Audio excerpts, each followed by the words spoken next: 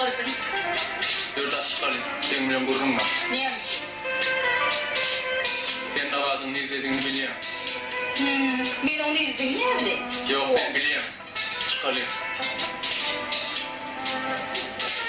Gitme. Ana bro. Yok gidersin. Bağırdadı kurrunu verirsin. Gelin için. Keyfin olmayacak olsam sen bu laflara koşulma.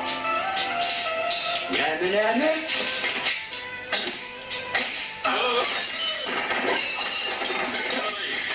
Genç usul! Partakları çıkın gelmen size! Kuş karanlığı adarım! Varın oğlu partakları çıkın! Çağırın! Ne? Ben ikisi bile çağırırlar! Bana göstereyim! Allah'ım ne yapıyor? Oo, bekleme! Hayvan ya! Oğlum hükmetini yapalım! Partakları çıkarın ha! Ağırlar kulüp arıyor! Hey, ana yatacak.